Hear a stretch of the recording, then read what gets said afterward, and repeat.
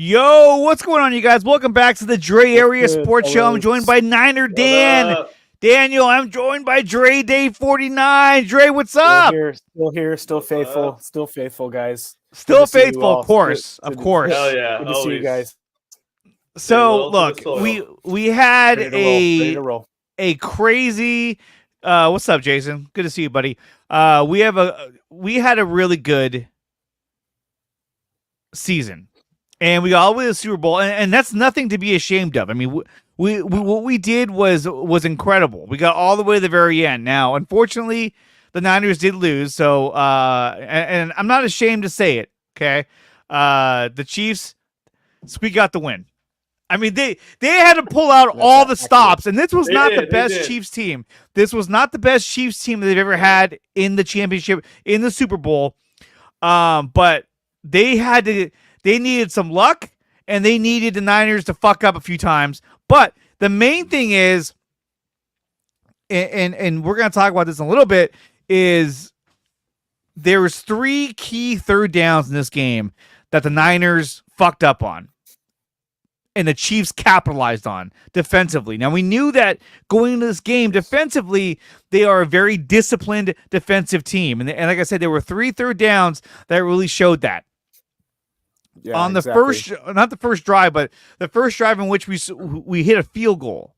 We had a third down play in the almost in the red zone, and they were able to break up that play, and we were not able to convert. I want to say they got pressure on Purdy, right?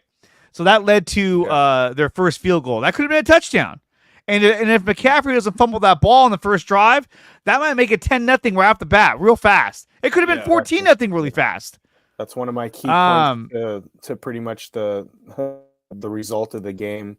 There's about 10 key things that happened in my mind that and when you all look at it, changed the outcome of the game. And you alluded it to the first one, the third and 5 in the fourth quarter, where Trent McDuffie comes off the edge. Talking about how maybe if George Kittle lined up in the backfield, could have recognized and slid his left for pass protection. Maybe Brock Purdy could have delivered a quicker pass to Brendan Ayuk, but in the end, the result is what it is, 3 and out, and I think we kicked a field goal. But could have been 7 points there. There's a lot of key third downs, but I think the 3 that you mentioned were the big ones. Yeah, I mean, the second one was at the end of regulation. They had a third down, and I mean, even Tony Romo even said, "This is the game right here." If they hit a first down, he hits one of those passes and gets a first down, the game is. I mean, we can ice the game with a kick, a field goal to win the game. Correct. And I think that was one that McDuffie got in on. And yeah, yes, it was. He blitzed. 53-yard field goal. 1:53 remaining allows Mahomes and the rest of the Chiefs to come back and tie the game, send it into overtime. Yeah, and if we would have hit that field goal, that would have changed everything. What I'm going to do here is I'm going to find each third down and we'll see it in live action. I don't care. There's the fourth one in OT as well too. Yeah. So that was another play in overtime. I mean, if you get a touchdown, I mean, yeah, the Chiefs did end up scoring a touchdown in overtime, but I mean, now you force them to have to get a touchdown, mentally. And, again, they did a corner blitz. It was a blown coverage, in terms of blocking, and Chris Jones got in with fucking nobody blocking him. Imagine the size of that guy, like fucking Sasquatch running at you. You're just like, holy shit. And he had a touchdown to Brandon Ayuk, and he had Jennings as well. He had 2 options for a touchdown, and he was unable to convert. And we got a field goal, which then led to the Chiefs just scoring right down the field. And, it sucks. It sucks the way it went down.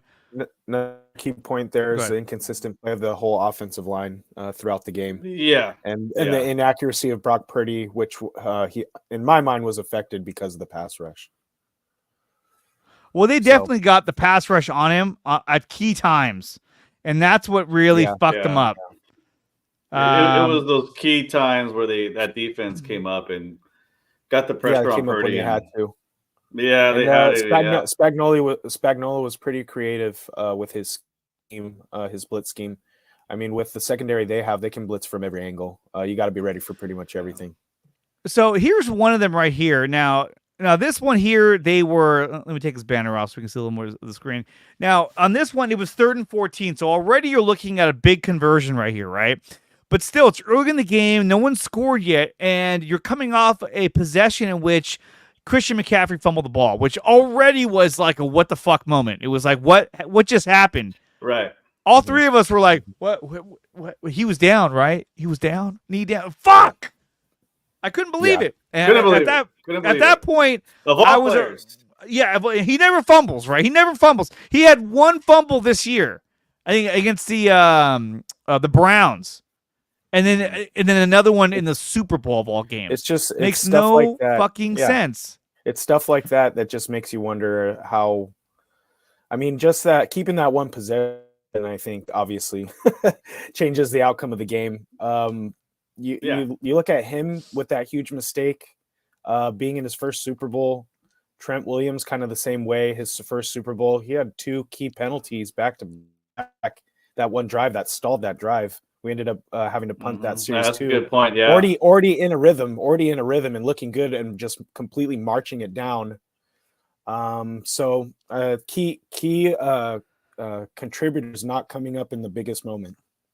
Yeah, I mean, realistically, they have Snead and they have McDuffie, and these are 3, realistically shutdown corners. But we'll talk about them a little bit later as well. But here's the play right here. Look, it's 3rd and 14. You figure, yes, you're in field goal range, but it's a 55-yarder. I didn't quite understand this play call myself, but here it is right here.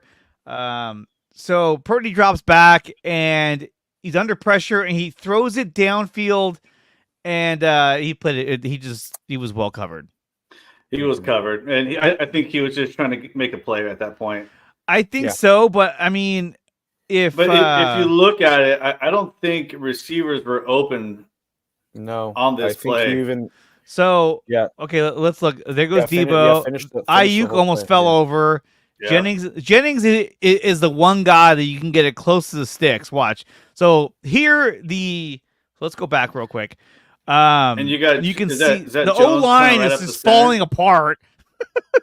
Okay, so they did a blitz. 1, 2, 3, 4, 5, 6. That's at least 6 guys going that you can see. So they have all 4 plus a linebacker coming in. So you got 5 guys coming in at you, right? If I do it slow enough, it won't hit me with copyright. I think there's like a hesitation too. So there's 6. I think there's 6 of them. So here, this is to me. Oh shit! That was your best option, was to get Jennings, and you can see right here when he throws the ball, he's already looking downfield. He's like, "Fuck it, I'm going to go for it." Look at Jennings there. You got somebody closing in on the right. Yeah. Mm-hmm. You have Jennings and Ayuk right there. Now, granted, it's going to be short of the sticks, but there's a chance that they break that tackle or they get it close enough to get that first down. Had to do break one tackle. It's looking like it was man-to-man everywhere else. Look, Ayuk's like, and you can kind of see it, but Ayuk is actually running in this direction because he cut back. So if he would have caught that, he could have went for a minute. You know what I mean? At least gotten past the to get a first down. Yeah, if you go back to the hike of the ball, though, you can kind of see like the blocking scheme on that one, and that's what breakdown. See, you got McCaffrey, who ends up trying to block. I think was that Chris Jones right there? I don't know. Let me see what he does. Yeah, that is Chris Jones. Kind of delay. He's like, holy shit! You almost wanted Kyle Juszczyk right there. Yeah, but to back him up and then flank out McCaffrey. It's true, but at the same time, it's like you can only have so many guys on the field, and I think that like if you swapped out McCaffrey for Juszczyk, for blocking, everyone knows Juszczyk is not going to get the ball. So but you have to expect a blitz. Yeah, on that's 3rd true. and 14, you got to expect a blitz. That's the other question that comes to mind too, is how come we didn't use more bubble screens and more just quick outs with our running backs in order to, compensate for the blitz. I want to say all year too. Exactly. All year, Kyle Shanahan has done, those bubble screens or screens in general against the blitz on 3rd and 14, 3rd and long. He always does one of those. Here, he didn't do that. He kept them back there for blocking. And again, I think Kyle Shanahan is an amazing head coach. I think he's a great play caller. But sometimes he calls these plays where you're just like, wait a minute, dude. Like, yeah, he's Kyle Juszczyk should have been back there. He's trying to make on 3rd and 14. You want McCaffrey out in the field, looking to get the ball rather than stuck in the backfield blocking Chris Jones. Working in space, and look at we're looking for the big one. We're looking to put up 7 right away. Being a little too aggressive. Here's George Kittle, who's basically blocking right now, and then you're left with McCaffrey, and it's kind of like, look, dude. If it really felt like Juszczyk should have been in place of McCaffrey, especially if he's going to stay behind and block, you need a bigger body down there that can hold the pocket for you, especially against fucking the monster and Chris Jones, who's going right by Aaron Banks. Like, excuse me, oh shit. So that was one of them, right? I felt like that was a play in which the Niners had an opportunity to really kind of put the ball in a better position to where they could have even said, are we going to go for it on 4th down? Can we go for it on 4th down and put pressure on these guys? And again, it just didn't happen. There's another one. Let's see if I can get to it in time. We're almost there now. Shit. I hate watching this. There it went. Hold on. Let me see. Oh my God, come on. So this is 4th down in the I'm sorry, this is 3rd down in the 4th quarter with a tie game of 16-16. Christian McCaffrey just ran up the middle for a 1st down. And now it's first, what is it? It's a 1st down on the 40-yard line, right? Mm-hmm. On the Kansas City 40-yard line. Oh my God, dude, this thing's going so slow. What is this? Oh, I was rewinding it. That sucks. There we go. Let's see. Okay, so this was probably the biggest play of the game, and this would have sealed the game if we would have converted on this. Let me turn that off. On this possession. So let's see. So here it is right here. 16-16. 2 minutes left. Okay, we just hit the 2-minute warning. McCaffrey, our head just got a 1st down. I want to say they did a couple of running plays that got him to 3rd and 4, right? Which is manageable. So, 3rd and 4 is completely manageable, right? Yep. This is two down territory. Why don't you maybe try to keep the ball on the ground and try to get that 1st down? You go to a 4-receiver set with McCaffrey in the backfield that you're gonna that he's actually gonna come out and come out here for a pass, right? So now basically it's their O-line, it's your O-line against their blitz. Now he's betting on I want to say I feel like Shanahan was thinking here, if I have a 4-receiver set with McCaffrey in the backfield, they are not going to blitz because they need to have everyone back in coverage. Unfortunately, they didn't care. They were like, yeah, no, we're going to blitz. They didn't care. They didn't care. And so then here it comes. There's McDuffie, unblocked, boom. Yeah. And that was big because when we go back, right there. So as McDuffie starts to come, here's McDuffie. This is the guy.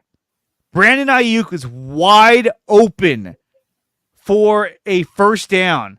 Yeah, he was. Mm-hmm. It was 3rd down, so I'm thinking maybe he's like, oh, I'm going to go to 3rd and Juwan. Juwan Jennings was having a great game, but this is the guy. This is the biggest miss of all misses in this game. If you hit him for a 1st down, you can ice this game with a field goal. And you never let Mahomes. You never let Mahomes get back on the field. Yeah. Yeah. You burn clock. You burn time. Yeah. He was never even looking at him. He was looking at McDuffie the entire time, was like, holy shit.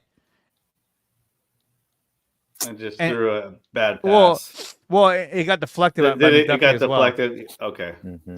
But see, look, he's throwing the ball in this direction, which causes McDuffie to deflect it. If he throws the ball this way towards Brandon Ayuk right here, I think he gets that ball off. Yeah, because you see the two O linemen pretty much stemming the two defenders right there. I think there is a passing lane, which you're pretty much pointing out. Yeah. Or even if he scrambles to his right and goes through that gap, he might create a pocket where he can throw the ball. Maybe. I mean, McDuffie is fast. He's closing in pretty quick. Yeah, you would have to do it pretty immediately. Yeah, it would have been like drop back, boom, go. The moment you see McDuffie, pretty much what?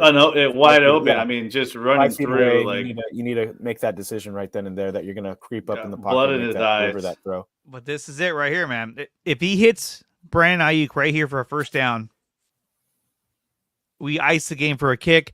Now, does Moody make the kick? I don't know. I mean, he hit every kick that he fucking hit in this game, so I would assume, he would have hit it, and we would have won the game. Yeah. And you never let Mahomes get back on the field. Right, and that's what you don't want, is to give that ball to that dude to fucking win the game, and that's what happened. At the same time, okay, I think that we need to kind of put everything back into perspective. We're talking about Brock Purdy, who was a second-year quarterback, his first full season as a Niners quarterback. So this is a very young guy. You know what I mean? Like, he's only, 23, 24? And he's out there playing his ass off. And no doubt. No, I don't put this loss on Purdy whatsoever. No, not at all. But I do believe he played really well. I do believe that if this was like a Joe Burrow, I think he hits Ayuk for that first down. Yes. The only thing I can think of right here is that because he's under so much pressure and he notices that the cornerback has his fucking arms all over fucking Juwan Jennings, he's thinking maybe he can get a pass interference. And let's see what he does. No, he let go. But still, like, that was that was the game right there. Yeah, and look at where number 26, I think that's Reed. By the time that ball would have got to him, right? Bam, he would have caught it right there, probably. You know what I mean? Or there. If you bring it back to the snap, let's see McDuffie real quick. Let's see the path he took. It was a clear path foul. Look at this. It's obvious that, I mean, if anything, look, it's down to 9 seconds. I would have ran that bitch down to 1 second to see what they're going to do. I mean, granted, I wasn't actually playing the game, but look. So he hikes the ball, and this would have been a good spot for a hard count, but, it's kind of hard to think about that. Mm-hmm. And so here it is. There's nobody there. Nobody. Yeah, that pocket, I mean, the middle of the pocket looks pretty closed too at that point too. And look, the whole play right there was done in less than 2 seconds. Yeah, it was. And that's 2 minute. And we're seeing in slow motion, obviously. So 2 seconds, you gotta make that read. I mean, that is some elite football if you can do that. I mean, look how fast it went. 1, 2. I mean, it's 3 seconds. Yeah. It's just so fast. The Ayuk play, that's where the ball needed to go. Now, granted, look, when he threw it, this guy's putting his hands up, so maybe he deflects it anyway. I don't know, but I think that, what Daniel was saying, that, like, if Purdy would have, ran with it, right, you need to be able to back up, pump fake, and go. You know what I mean? Like, because if he pump fakes and gets him in the air, then he can go. If he just started to run, he just would have tracked him down. Like, and it's just like, fuck. And he might have got sacked anyways on that play, regardless. One of the D-line sheds a tackle and just makes, and brings him down as he's trying to climb the pocket. So right, but I mean, at least if anything, if you get sacked, I think the clock still runs, right? Yeah, if you get sacked, the clock still runs. Yeah. But at that point, the Chiefs might have taken a timeout there. Who knows? Right, and I think just being a Purdy fan, full supporter, you got to imagine this can only make the kid better under these type of situations, and we can all look back at this and be like, that's what he did, and now this is what he's doing, because I think from everything I've seen with Spags, his interviews post Super Bowl, his comments post Super Bowl, he was pretty much blown away about what Purdy was able to do against his defense. Absolutely. Yeah. He was like, holy shit. He knows how close they were to losing that game. Yeah. Like, this guy was shredding us. Exactly. Give the man his due. He had been doing this all season, getting so much flack from media, former players and everything, and the way he performed and the way he kept us in the game and didn't make very many mistakes. And yes, you can pretty much cement it to maybe just a slight inexperience in certain situations, the one we just looked at. But overall, I mean, the Niners have a bright future at quarterback, barring his health. And if we can keep the pieces together, and obviously we're going to talk about, the moves hopefully that are made during the offseason, look to the draft to get younger, to get, to get more depth on the squad and try to make another run at it, because the fact that our Niners lost in the final seconds of this game. Hey, Felix, what's going on, buddy? Thanks for tuning in, baby. The fact that they were there, literally to the very end in overtime of the Super Bowl. It's a lot to overcome, and it's gonna be tough. But I believe in this league, if there's any team that can get back to it after suffering this type of loss, I think the Niners have the pieces to do it. They do. We'll see what happens. This wouldn't surprise me either. What Anthony's saying, I predict that's probably gonna be Chiefs Niners again.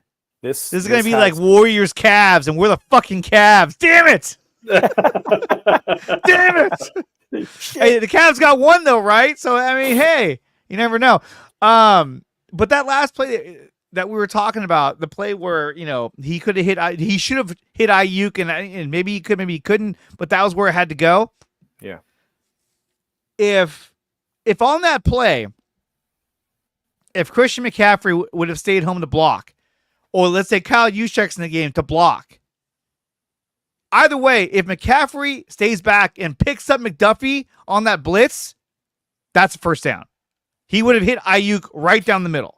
Yeah, you almost can look at that play and be like, maybe that play and the other play should have been reversed.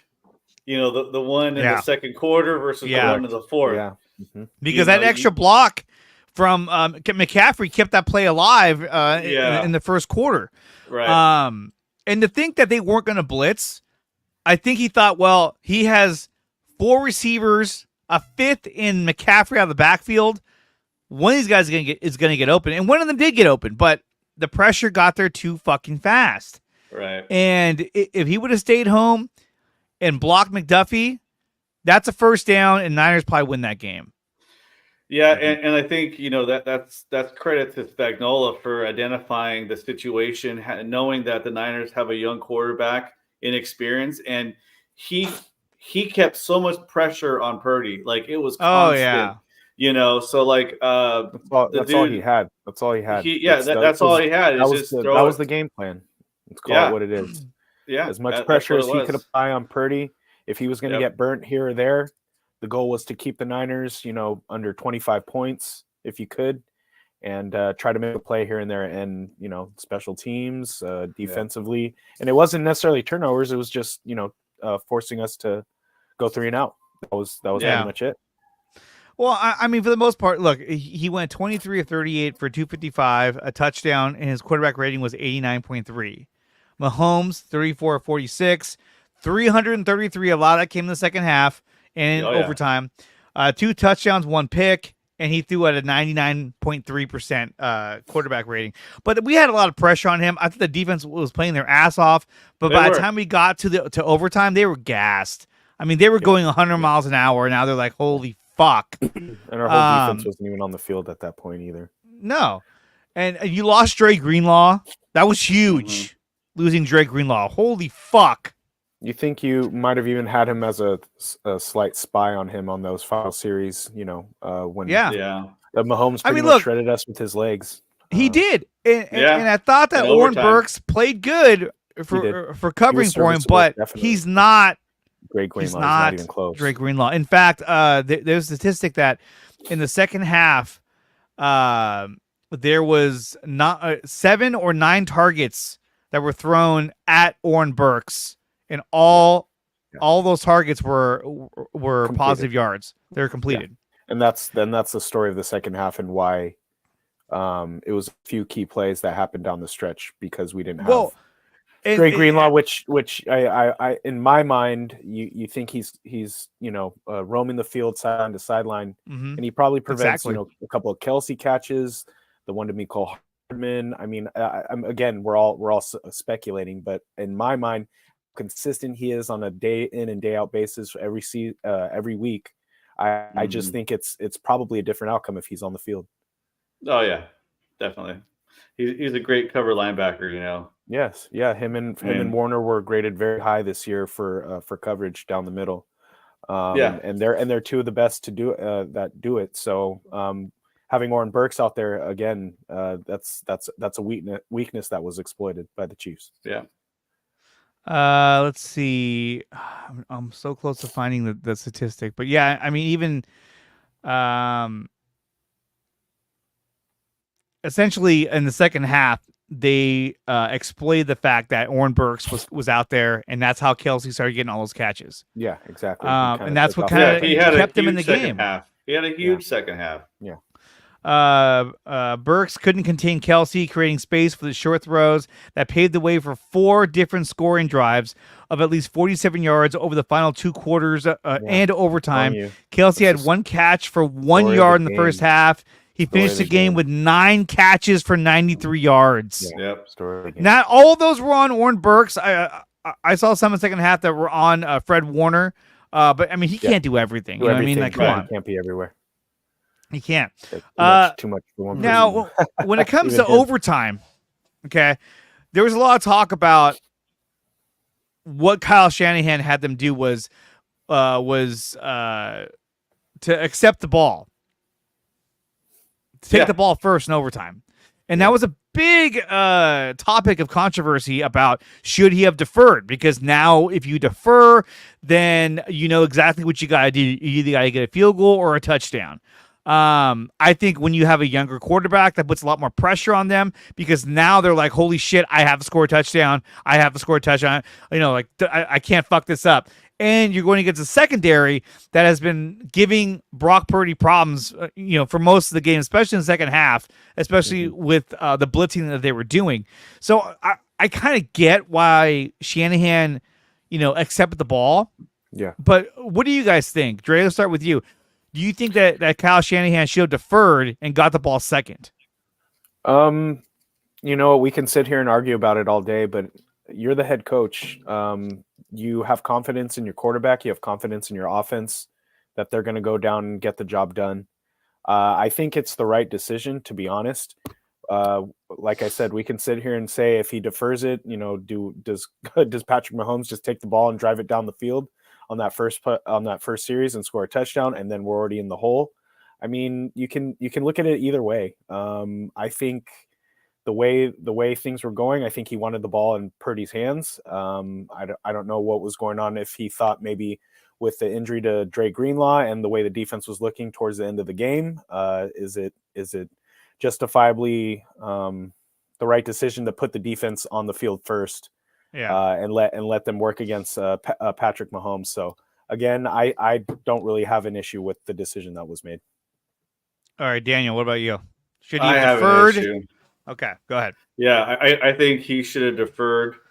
I think that you do not want to give the ball to Patrick Mahomes to win a game, because that's what ended up happening, right?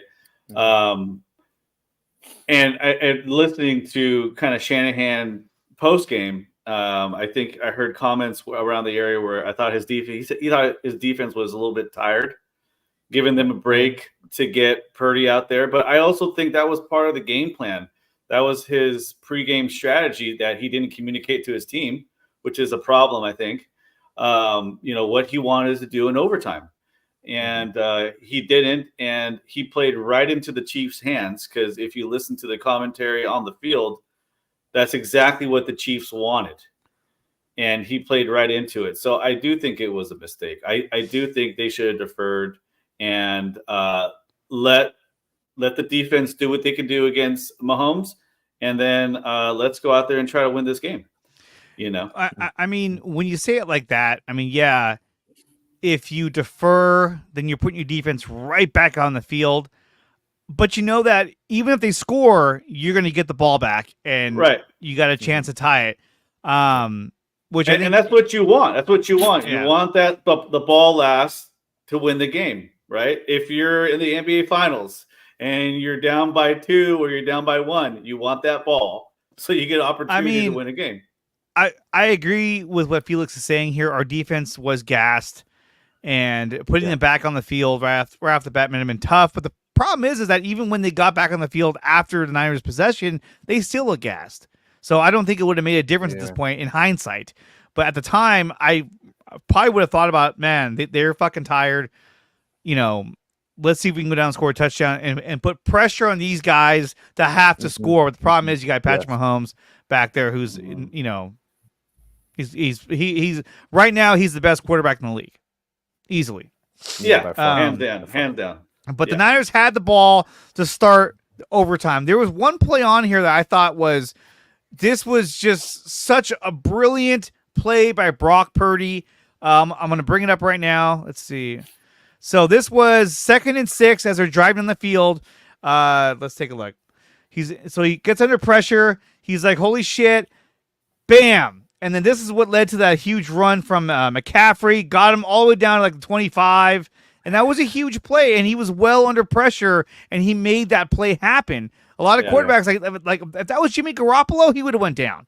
Oh, he'd have been sure. like, fuck. I think a number of quarterbacks would win. And I think in these playoffs, you know, the Chiefs defense was playing at a whole nother level. And I mean, give Purdy the credit for making the play, recognizing the pressure, having the poise to step up, give yourself a little extra time to complete that pass to McCaffrey. I mean, he was doing that all game.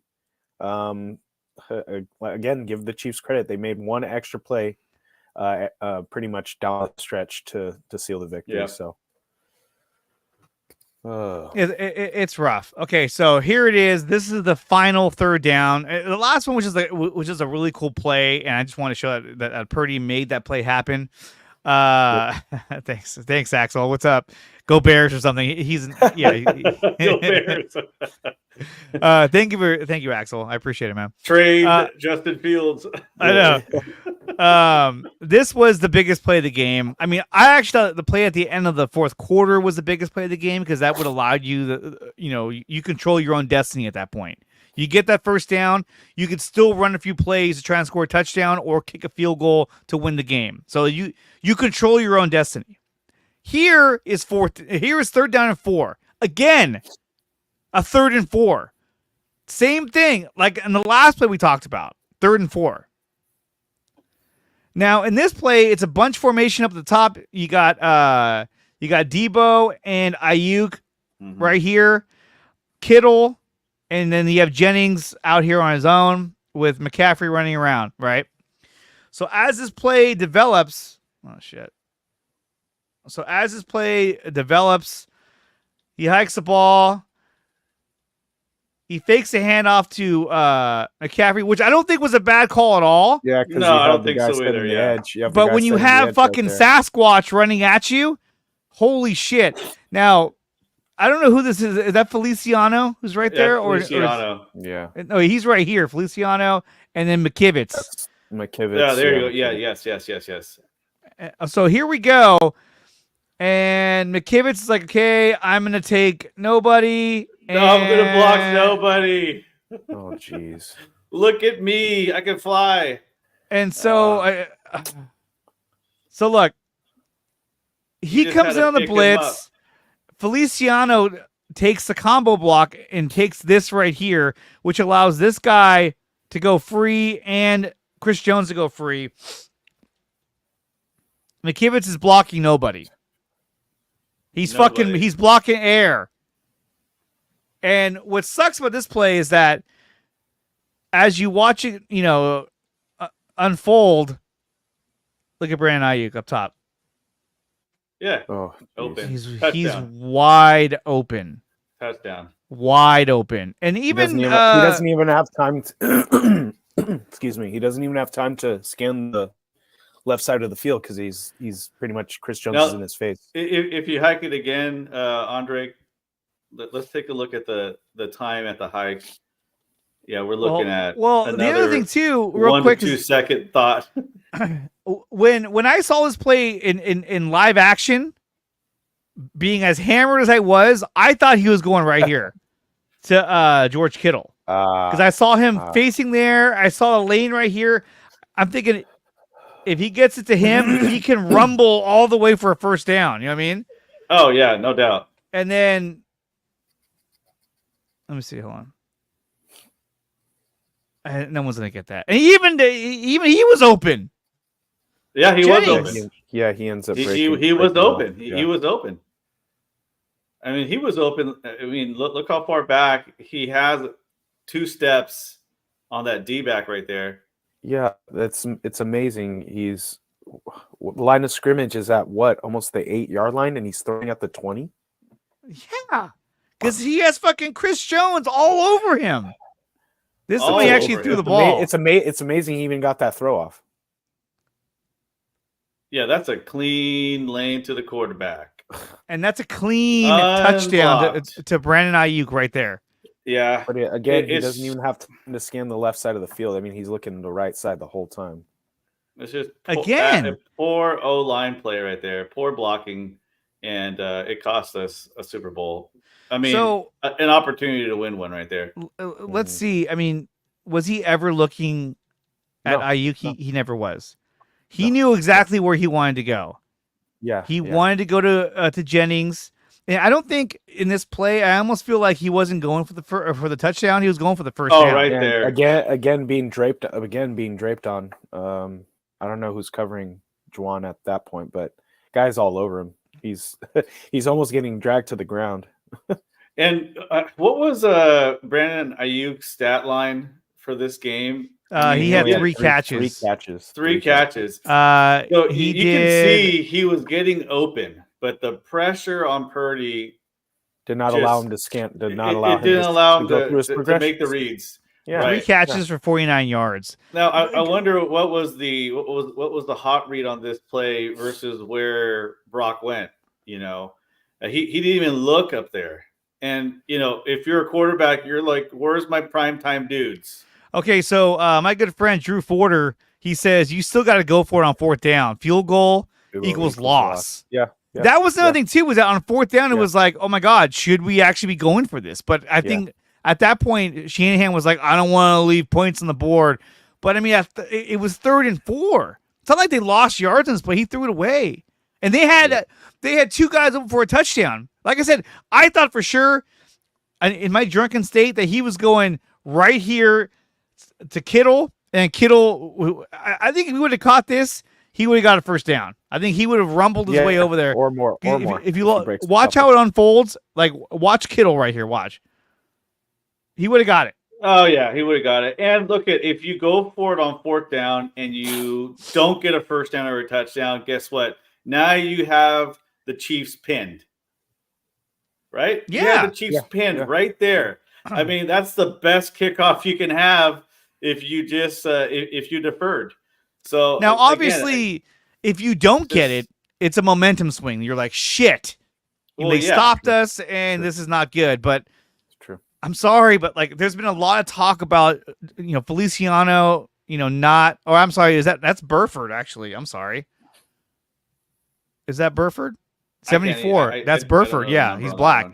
So Spencer Burford goes in and leaves everyone wide open.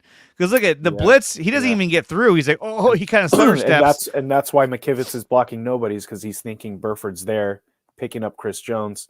McKivitz is helping on the edge after the guy's blowing by George Kittle. Again, you have the opportunity to maybe go short there. It's a complete breakdown. But it's too late. It's too late. Offensive blocking. It's a complete breakdown, and it screws up the whole execution of this play. The extra reads, the opportunity to make a play.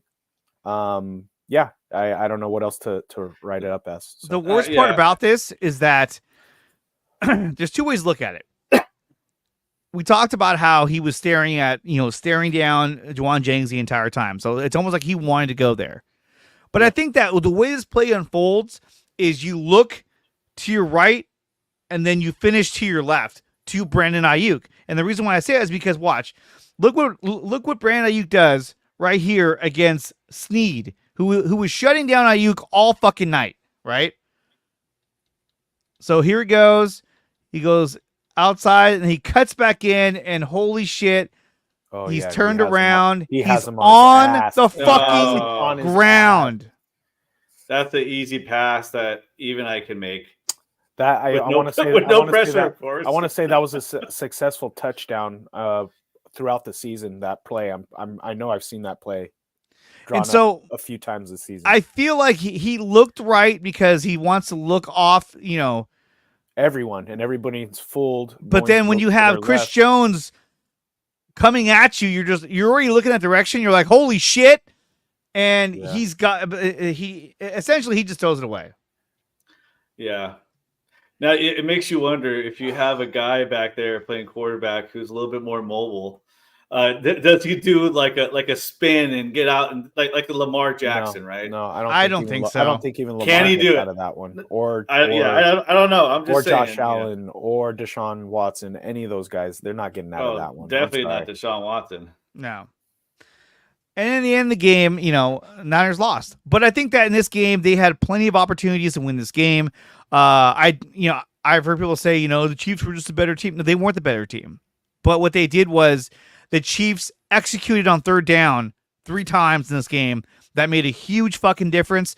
And on top of that, you have Patrick Mahomes, who in that last possession with a gas defense, he orchestrated a drive where he ran twice. He's throwing the ball. It was going to be tough to stop him, and they were not able to. And you didn't have Dre Greenlaw; he was already out. Yeah. I don't even think Ambry Thomas even played in this game. I don't even remember seeing him out there. I saw Logan Ryan out there. I didn't see Ambry Thomas. But they went with the veteran play at the slot corner. Yeah, you also gotta criticize a little bit about the coaching, because I think in some situational stuff that went on in that game, we got out coached a little bit here. They had the better game plan. They were able to kind of do stuff on the fly, which is what Spagnuolo's talked about. He said that he changed some of his defensive schemes on the fly during the game, where you saw Shanahan taking a defensive timeout. Yeah. Because of what Wilk is doing. He was playing too soft. It's like, what the fuck's going on? Timeout, bro. What are you doing? So I think, coaching is a big part of this as well. Execution on the field, we're seeing it right there, right? We saw some opportunities missed, but coaching was really big. Look at all these guys. They're all back here. Let's see. Yeah. Right here. Yeah, pretty much giving them the first down line. Yeah, giving them the first down. It's like, you almost thought they were playing like a what do you call that? Prevent. Or deep a prevent, like a junior prevent there. It's like, he's gone. We're not going to hopefully see that anymore. Yeah, he's gone. Good segue into the next topic. Yeah, let's move on. Yeah, I know. Okay, so Steve Wilkes was fired soon after this game was over. I'm sure when they got to the locker room, he probably said, "By the way, you're fucking fired." Yeah. You know what? I bet you pack your bags. You're out of here. Was already in the works prior to this. Yeah, even if they win the game, I don't know. We'll see. But I think there was already thought behind this. What's up, Hunter Iggy? Good to see you, buddy. Yeah. But no. He's gone, and to me, look, even if we win this game, he was never the right fit for this defense. Correct. The sacks were down, the pass, the pressure on the quarterback was way down from the previous two with DeMeco Ryans and Robert Saleh. Yeah. I was hoping, this sounds awfully mean, but I was actually hoping that Robert Saleh was going to get fired so that they can try to re-sign that guy as their defensive coordinator. But let's talk about the defensive coordinator. There's been a lot of talk about should the Niners go after Bill Belichick to be their defensive coordinator as a way to show the rest of the players we're going all in this year, because this might be the second to last year that we have Brock Purdy. Look, Brock Purdy's on his 3rd year coming up, right? After that, he's got his 4th year, and then you got to pay him. Now, who's to say he's not going to throw a fit in his 4th year? I don't think he will, but you never know. I think that the best thing they could possibly do at this point is hire Bill Belichick as their defensive coordinator, because he's if you look at the Patriots, right? Even this last year when they sucked, they still had a top 10 defense. Their defense was actually still legit every game. Yeah, because he's a defensive coach. So if you make the offer and you say, Bill, we need you. We'll pay you $25 million a year. And we know that a coach's salary doesn't come out of the salary cap, which just got extended. So you have even more. They're $800,000 under the cap right now, which is great. But do you go after Bill Belichick? Daniel, what do you think? I was, when that topic came up, I supported the idea because I think that, you cannot, if the Niners get back to the big game and we lose again, you have to seriously take a look at Shanahan and be like, look, does this guy have it in him to coach a team to win a Super Bowl, right? If we lose another one like that, then you have a defensive coordinator in Bill Belichick, one of the all-time greats, in line to take over for the team if that situation does come up. And just like quarterbacks, right? There's always got to be a quarterback competition. There was a lot of competition when Trey Lance was there and Garoppolo. Competition, right? Why not put some pressure on your head coach to push it, all the way, and let's get this big game out of the way. Let's win a Super Bowl. Mm-hmm. So in that token, I did support the idea. Now, I don't mind the idea of promoting from within. I think you have a couple of defensive quarterback coordinators that had been on that squad for over 5 years. Mm-hmm. So you have guys that know the scheme, know the players really well. I'm sure the players probably respect them as well. Mm-hmm. So, you kind of have either or, So, I like the idea of Belichick, but I also am not frowning upon the idea of promoting from within, because that's what Shanahan has been able to do over the past few seasons, right? DeMeco Ryans came in as a linebacker coach, succeeded Robert, what's his last name? Saleh. So anyways, that's my 2 cents on the situation. Mm-hmm.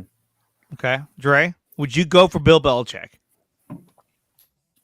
Just based on his coaching resume, I mean, how can you deny a coach of his caliber? Now, at the same time, what's his philosophy defensively? Right now, we're a four down defensive line, 3 linebackers. Is he going to switch that up?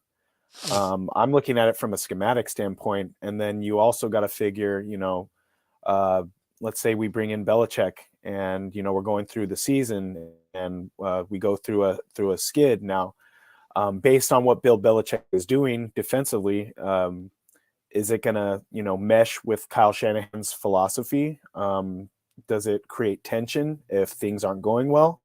I'm looking at it from that standpoint. Again, Bill Belichick is Bill Belichick, and he's a Hall of Fame coach, probably going to go down as the greatest of all time. How can you not want somebody like that on your team? I'm just more concerned about the fit. Again, we were talking about Steve Wilkes not being the right fit, I think, philosophy-wise. I think he ran pretty much a similar scheme that we already had, and I think that's why Kyle Shanahan went out and got him, because he could see some similarities. But overall, I think the philosophy and what Steve Wilkes was doing ultimately was his demise when it was all said and done. So does this happen again the following season if we bring in a guy like Bill Belichick? I think that, to be honest, I think when it comes to saying the message that we're going all in, I think that Bill Belichick is the message. And frankly, I feel like they've already offered him the job. I feel like, because I mean, you haven't heard any talk about who their new D coordinator is. I mean, I would think by Monday or Tuesday we should know who their coordinator is going to be, because next week you got the combine starting up. Like you have to figure this out quick. Yeah. Now he is a extremely good secondaries coach as well. And so when you have a secondary like we have now, we have Charvarius Ward, you have Diamador Lenore, you have a young group of players, Jair Brown, Hufanga. So like you have a good core in your secondary. And if the Niners were to go out and sign Snead away from the Chiefs because he's a free agent this year, or they go out and get a Patrick Surtain. Think about what he could do with that secondary and with that defense. And think about this as well. As an opposing coach and as an opposing a team of coaches, the coordinators and everything, you have to think about, we're taking on Kyle Shanahan on offense. On defense, we're going up against Bill Belichick on the sideline. They're on the same fucking sideline together. You know what I mean? Yeah. This is like... That's a super group, man. It's a super band. This is like the Avengers of coaches. You know what I mean? Staff. Yeah, no, for sure. Yeah, you got Pro Bowl players and Pro Bowl coachings. And then and just the intimidation factor alone on the players of the opposite team to say, holy shit, like, we got the big, we have to go up against Belichick now. Okay, now we're going against Kyle Shanahan. Okay, now we're going against Belichick. You know what I mean? So it's like you never have a break in terms of like, who you're going against. Yeah, scheme-wise, definitely. And, I was telling Daniel this on the phone the other day. To be honest, when it comes to like free agency, when we talk about what's next, I think that the Niners, to be honest, now that the salary cap has been extended and we're $800,000 under the salary cap, and the Niners and Parag, they're going to be working a whole bunch of what do you call it? I just blanked on it. Not negotiations, but restructures of contracts. Yeah. Oh yeah, to get some more cap room. Yeah. And I think a lot of these guys are up for it, and they're probably going to hit up Kittle. They're probably going to hit up Trent Williams. Restructuring the signing bonuses is what I heard is going to happen to create more cap space. And so by doing that, I think that, they're going to free up more cap room. And, I think there's an opportunity to keep Ayuk in doing so. Oh, yeah. And I think there's definitely an opportunity to keep Ayuk. That's a must. I think that's a must. I'm a pro Ayuk guy. I think the Niners need to sign Ayuk. Yeah, we drafted him. It's not come in. Here's a question, too. I'm going to ask you guys. Who would you rather have, Brandon Ayuk or Deebo Samuel? Oh, I want both. I know, so do I. I want both. If you're talking strictly, obviously we want both. But want both. Let's break it down a little further than that. If you're talking about a prototypical wide receiver that plays the wide receiver position, Brandon Ayuk is that mold. He is that player. Yeah, he is. If you had. I understand what Deebo brings, the mentality, the physicality, all of that. And trust me, we're one of the only teams that has a player like Deebo Samuel, who let's call it what it is. He gets injured a lot. He's missed a lot of games in his Niner tenure. Brandon Ayuk hasn't. He's more durable. He plays the position the way it's supposed to be played. I'm not taking anything away from Deebo and what he does. But if you're talking about an actual player that plays the wide receiver position as it's supposed to be played, can create separation, is quick off the line of scrimmage, physical, can block, Brandon Ayuk is that receiver. Yeah. Yeah, and he is. And I think you also have to look at it if you're in the Niner front office. Okay, you talk about injuries, right, Dre? McCaffrey has a long resume of histories. Now, thank God he did not get injured this season, but what's to say he doesn't get injured next season? Yeah. And you really want to have two dynamic receivers like that to pick up the slack for that McCaffrey, losing McCaffrey potentially for whatever, a game, whatever it is. But that's why another reason to re-sign Ayuk is to have that fallback plan just in case something happens to your Pro Bowl halfback. You need to have a main pass catcher on either side of the field. Absolutely. When one of them goes down, and you're absolutely right, because the moment Deebo went down, Ayuk became the man, and his numbers skyrocketed that's why he finished the season the way he did. Yeah, 1,300 plus yards, 7 touchdowns. And a second team All Pro. So he did what he had to do to put his name out there because he knew free agency was right around the corner. But I think the Niners really have to do right by him, and we need to bring BA back. So yeah, I'm hoping that's what we're looking to do. And with Debo, I think the guy is electric. When he gets that ball, boy, it is magic. When you see him with the ball in the open field, or even running, he turns into a running back. He turns into a running back once he has the ball in his hands. So it's talented. about getting the ball in his hands. Absolutely, he is a must watch with the ball in his hand every single time he touches the ball. Dude, you're just like, here comes Debo. So leader of yards after the catch I'm telling you, having those two players is just going to make your offense that much more explosive.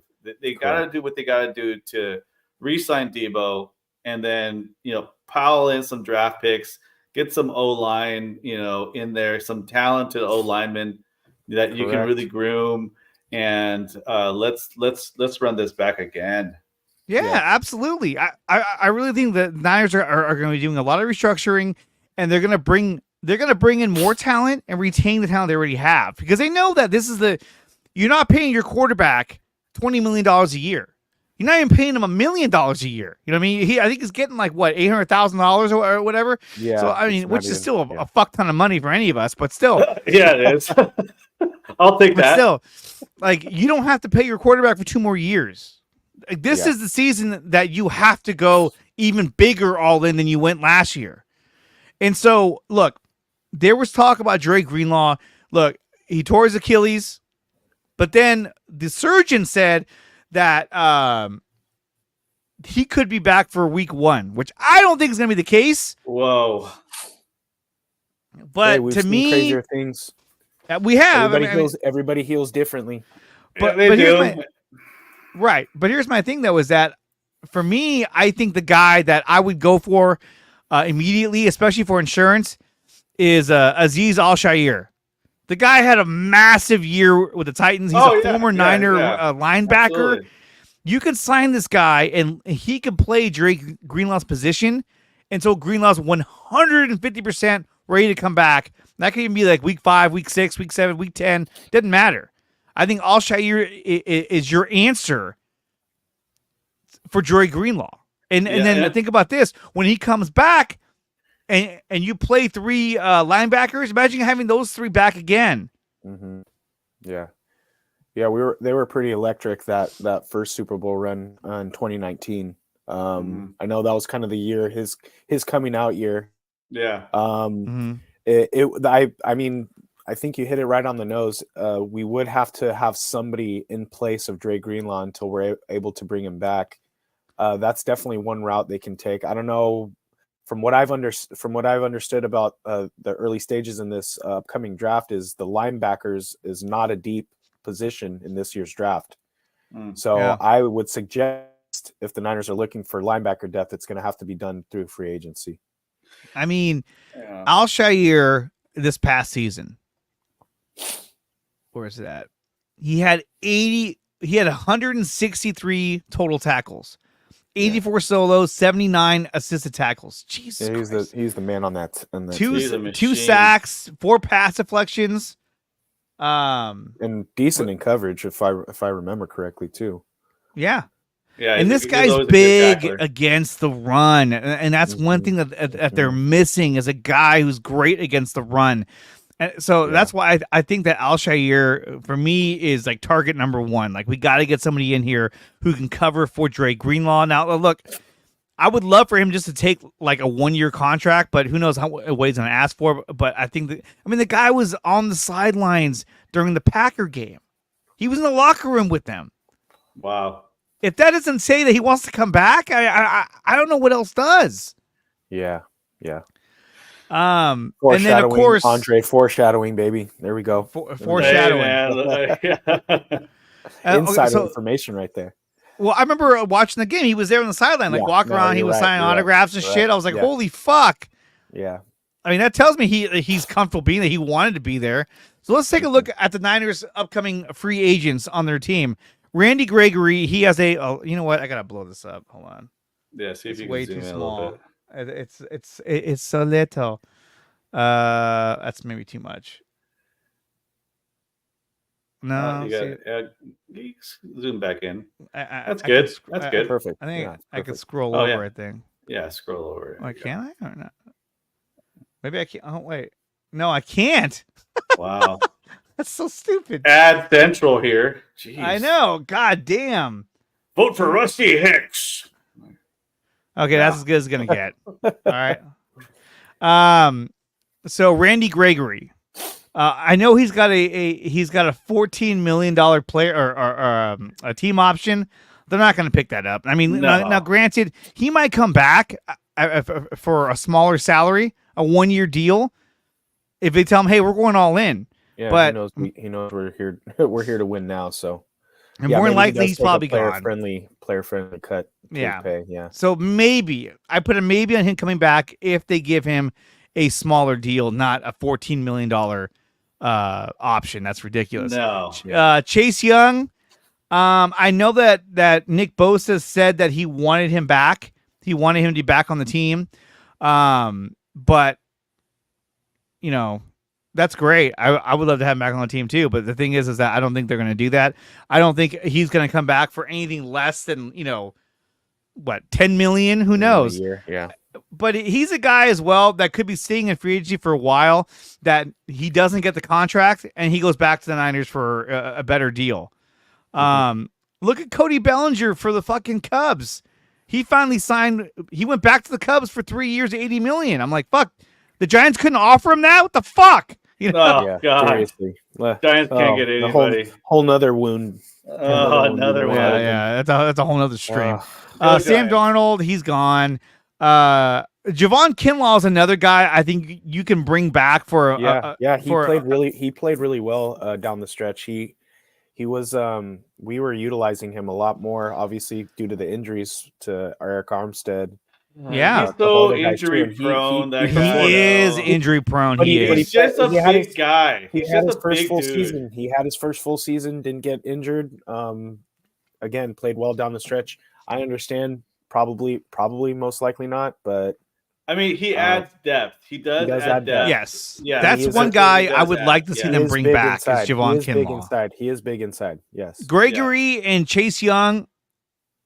I would almost take Javon Kinlaw over those two because we need his depth. We need his inside run stopping ability. If you partner, you get him and you get Al-Shaair on the same team, that's going to be dynamite. Isaiah Oliver, fuck off. He's gone already. Tayshaun Gibson, you were a great Niner. Goodbye. Because you got Hufanga and you got Jair Brown. So you're set. Sebastian Joseph Day, see you later. Oren Burks, I mean, if he wants to come back for $1 million, $2 million, maybe, but a 1-year contract. Special teams ace. Yeah, I'm not gonna, break the bank for him. Special team, Cleveland Farrell, I think I'd like to bring him. I'd like to bring him back. We missed him badly in the playoffs. That would hurt. We did. Loss. John Feliciano, he's probably gone. Kevin Givens, he's probably gone. Ray McLeod, he's gone. Flanagan Fowles, he might come back. Ross Dwelly, he was hurt anyway, so he's probably gone. I think Brandon Allen comes back because where else is he going to go? Yeah. Chris Conley will probably stick around for preseason. I think he did a good job. Logan Ryan's gone. I don't even know who the fuck Matt Pryor is. He's gone. That's a big one right there. He's not a kicker, so I don't need a Matt Pryor who's not a kicker. Juwan Jennings. Do you guys think that they should make a contract or offer a contract to Juwan Jennings? And if so, what kind of contract year-wise do you guys think he deserves, or the Niners should even offer him? I think he'd be great to bring back. Obviously, the priority would be to get Brandon Ayuk, right? That should be the priority. First and foremost, let's knock that out of the way.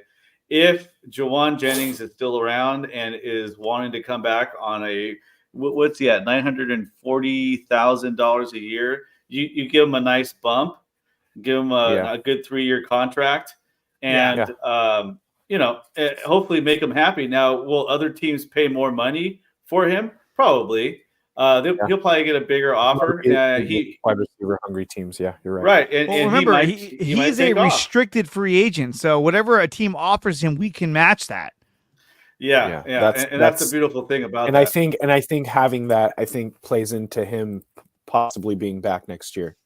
I think we will match any offer that somebody's going to pull him away. He fits our scheme very, very well, and he's wonderful on third and fourth down.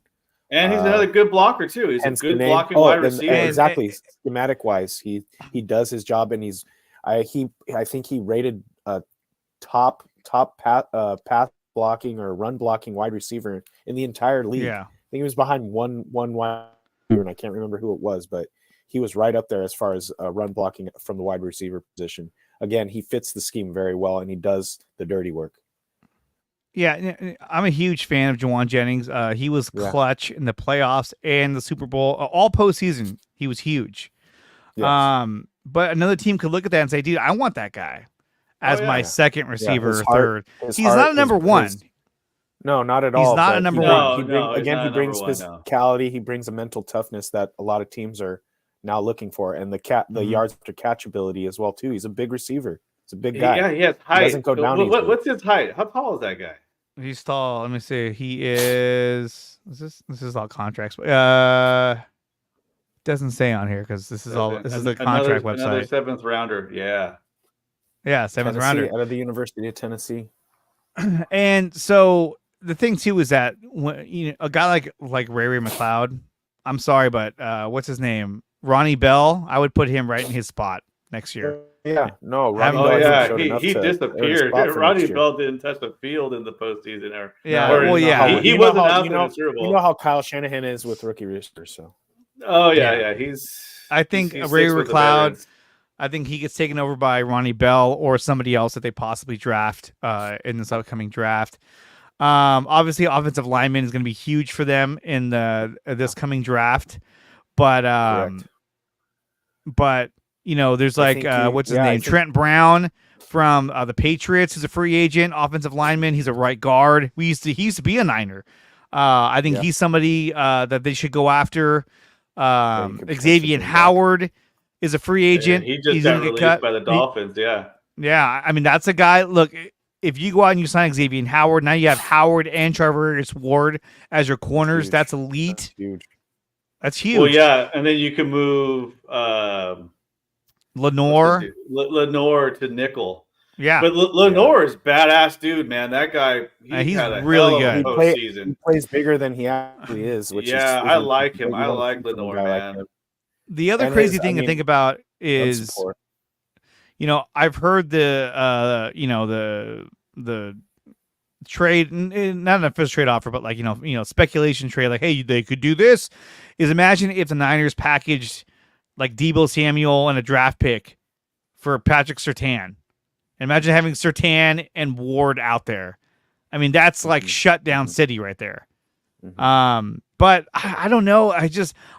I think no matter what people say about Deebo Samuel, I think he's so important to this offense. When he's out there, all eyes are on him and McCaffrey all the time. So it's when you eliminate that and you say, it's fine, get rid of him. We have Ayuk. We're fine. We saw what happens when he's not in the lineup during the year. When it was just Ayuk, it wasn't the same. When he came back, totally different offense. They're more dynamic. They are. So he's electric, man.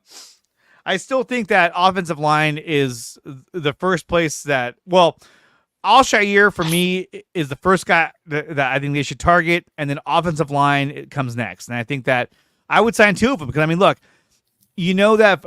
that fucking what's his name, Feliciano or Spencer Burford. That's not the answer. Feliciano's probably going to go. And McKivitz, he sucks too. I mean, really, it's like you have Trent Williams, Aaron Banks, and then a bunch of question marks. Jake Brendel, they signed him to a contract. Dude, they might even cut him and get that money back. Yeah. And I think that they need to sign at least two offensive linemen to really bolster up this offensive line. Because you saw in that Super Bowl, That's what failed him, was the offensive line not being able to block for Purdy. Well, it definitely failed. You're right. It definitely failed. And I think you're right. You're hitting it. O-line. If you get them as free agents, great. Invest in the draft. I think right now we got the 31st pick. Yes. Let's get an O-lineman. Let's just get some guys in, and I think with whatever you decide to do in free agency, if you're going to go hard at a shutdown corner, then your first pick in the first round of the draft needs to be an O-lineman. If you go out and spend money on offensive lineman, I think your first pick in the draft has to be a shutdown corner.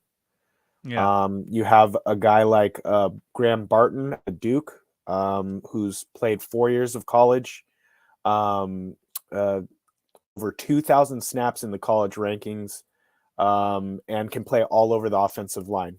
He can play center, he can play guard, he can play tackle. He did it all throughout college, 4 years, lots of football. I think he's somebody you can look to for added depth on the offensive lineman, and obviously to start right off the bat. If you don't, I think you definitely look corner. I think there's a couple of guys out of Alabama you could look at as far as shutdown corners. Who's that one cat? Kool-Aid? Is that his first name?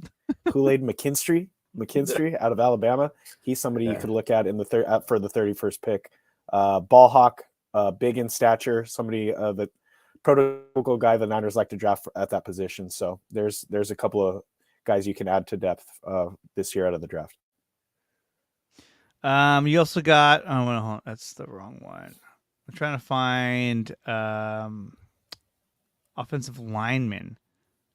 What was offensive tackles? That should probably help.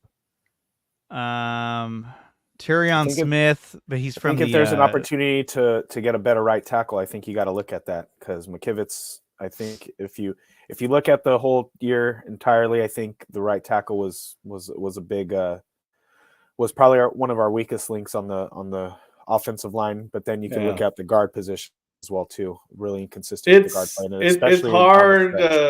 It's hard. You don't see it very often drafting an O-lineman, even outside the first round, that makes it as a starter. I mean, if you look at Aaron Banks, he was a second or a third round pick.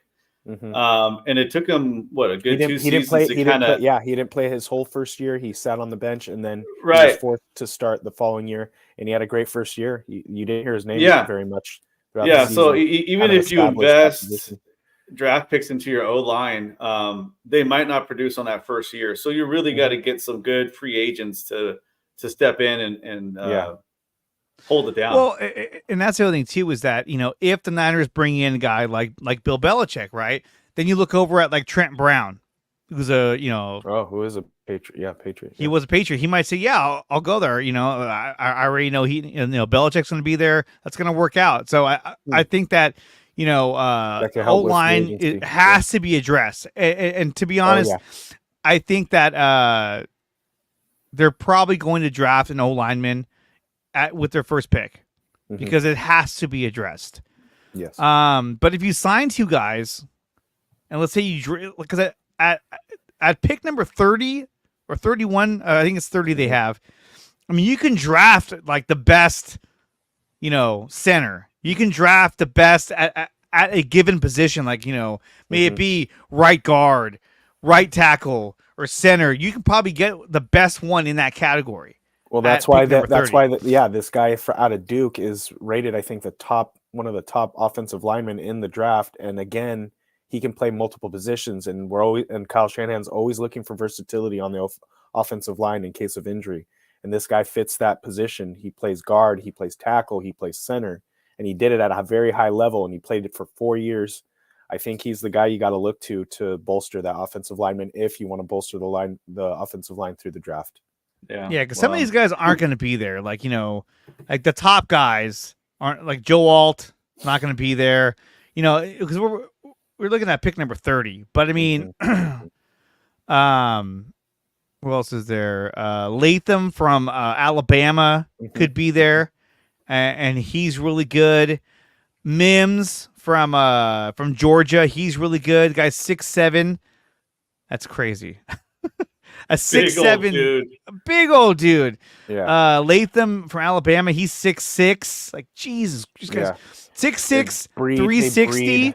Mims is 6'7", 340.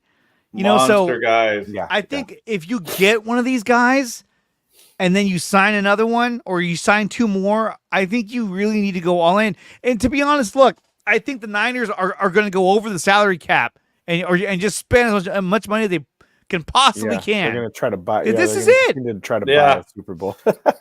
They made it to the Super Bowl. They maximized all of their home games this year. All of them that they could possibly have. They maximized all of them. They made it to the Super Bowl, which again pays you. They made money just getting there. Mm-hmm. Yeah, merchandise sales, all that shit.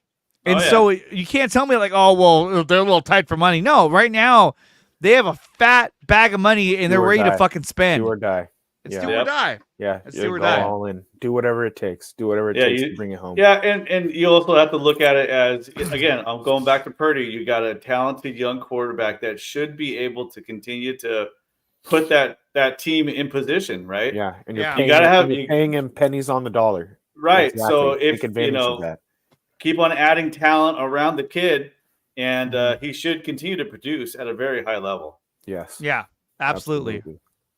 Well, guys, that's going to wrap it up for the show. I want to thank Daniel and DreArea for coming out here again and delivering a fire stream. Heck yeah. Let's go. Glad to do it. Had a great season, a great run, and can't wait to start talking more Niner football in the now, Niners. Throughout the season, especially if they make an announcement and they get like a Bill Belichick or whoever the fuck they get, we'll probably go live again to talk about that. For sure. Any major news, I think we should discuss having a absolutely, absolutely, break it down. Let's do it. But that's gonna do it. I mean, look, they had a great season, but we're not done yet. But we're moving on to next season. I mean, I'm not gonna sit here and dwell on we finally kind of broke down. Well, I think we broke down what went wrong. Yeah, that was great. Yeah. I mean, there was some more things that went wrong as well. But like those were the biggest ones. I mean, the fumble in the first drive, that was so like, what? The special team, the fuck just happened? The special teams miss, the special teams fumble. Oh, that was the Chiefs, worst. Which put the Chiefs, the very next play, Valdez-Scantling puts up 7. So again, I think you said it. We hit the major points, but there was definitely a few more that could have been addressed. And that fumble, it was a punt. The first lead. It touched, or it was a kickoff. I know it was a punt, and it touched Darrell Luter, and then Ray McLeod just should have fell on it, but he tried to pick it up, and then he never got a hold of it. And it's funny because up until then, we were in the driver's seat. I mean, like we had all the momentum. We had the lead. We had the lead. We get that ball. Who knows what we do? We drive down, kick a field goal, or put up I can't remember touchdown. We put him in a bigger hole. So was that 10-0 or was that 3-0 at that point? It might have been 3-0. I don't have the game anymore. Look it up. Yeah. I already closed that window. I was like, I've closed that chapter in my life. What was it? But man, it is what it is, man. Yeah. But everybody at home who's watching the show, make sure you smash the like button. You smash the like button and subscribe to the channel. We do appreciate it. We're at 206 subscribers, and that's great for a channel that started at the postseason, basically. Let's go. So, and then we have all next season and the off season to really get things going. So, guys, please subscribe to the channel and make sure you smash the like button. And until next time, guys, fucking go Niners! Go Niners, baby! Go. Yes. Till next. That's season. right. Faithful we are. We'll always be. All right, guys. We'll see you next time.